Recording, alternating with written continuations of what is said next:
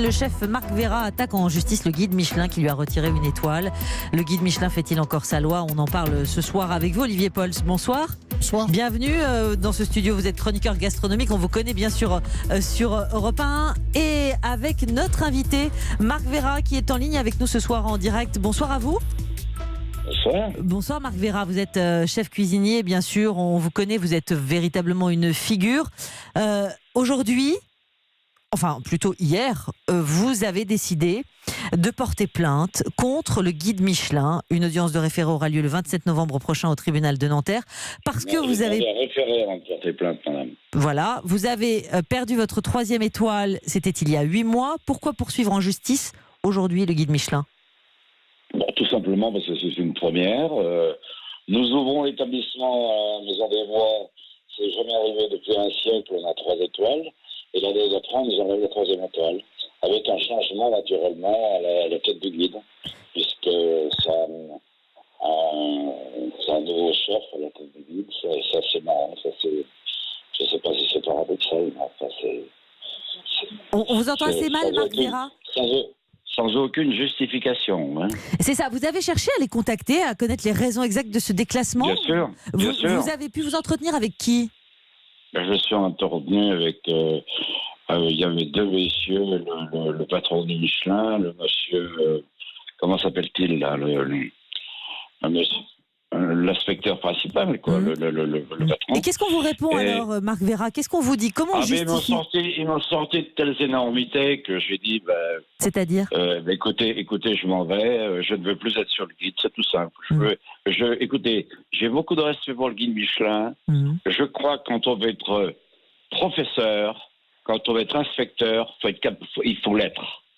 On ne peut pas corriger les fautes des gosses et faire plus de fautes que les gamins.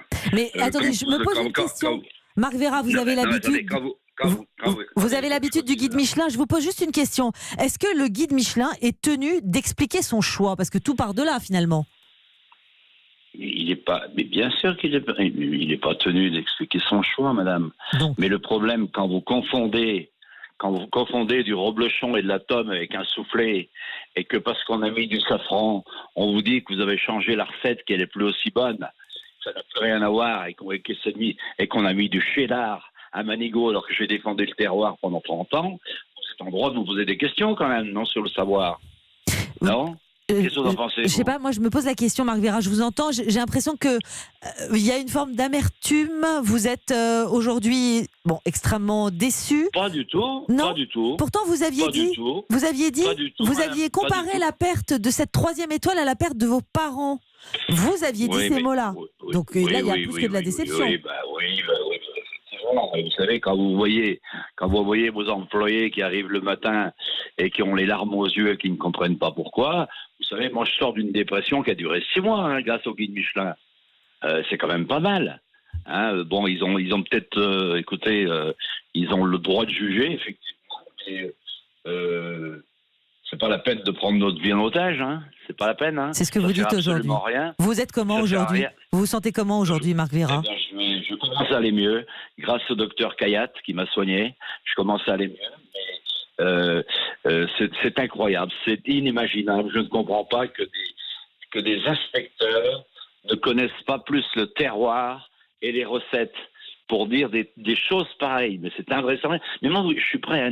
Écoutez, moi j'ai été heureux d'avoir les 3 étoiles. Mais je suis prêt à accepter qu'on m'enlève la 3e étoile sans problème. Alors, et qu'on me dise pourquoi. Voulez-vous une justification ? Et le Michelin vous répond et il dit cette persévérance de Marc Veyrat déraisonnable à accuser et à communiquer bruyamment. Ça, c'est la réponse du guide Michelin. On voulait les joindre ce soir et vous faire débattre. On n'y est pas parvenu. Olivier Pauls, dites-moi. Ça n'aurait jamais arrivé en un siècle, vous vous rendez compte ? Ils n'ont fait que commander et nous mettre la pression 3 mois avant la sortie du guide. Tous les chefs ont la pression. Olivier Pauls est avec moi, il est chroniqueur gastronomique sur Europe 1. Il vous interroge.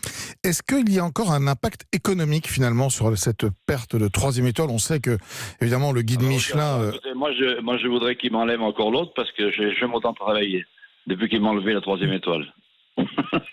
Donc- Et vous savez que c'est le cas de Monsieur Eberlin aussi. Hein. Alors, effectivement, un certain nombre de chefs qui sont déclassés voient leur clientèle traditionnelle et fidèle accourir, les soutenir, venir dans le restaurant peut-être même plus souvent qu'avant. Donc, bon, finalement, est-ce que vous ne gagneriez pas à prendre de la hauteur et est-ce que cette bataille judiciaire, c'est pas un peu de la cour d'école, quoi? Attendez, monsieur, je vais vous expliquer. Moi, je lui ai donné ma vie. Vous savez, j'ai eu un accident terrible en 2006, vous le savez. Je suis resté sur fauteuil roulant. J'ai tout connu dans ma vie. Nous avons brûlé les 2 hôtels. Il a fallu que j'ai reconstruit 70 ans pour mes clients. Parce que j'aime mes clients, j'aime partager avec mon personnel. J'adore mon personnel. Je le fais pour mes clients. Mais c'est pas une bataille juridique, simplement. C'est simplement de savoir exactement ce qui va se passer, la vérité. Et je ne veux plus que ça continue, cette pression, auprès des jeunes. Quand je ne serai plus là, je ne veux plus qu'il y ait cette pression qui dure pendant 2-3 mois avant que le guide sorte. Merci beaucoup. C'est insupportable. Merci beaucoup Marc Vera d'avoir réagi ce soir en direct au micro d'Europe 1.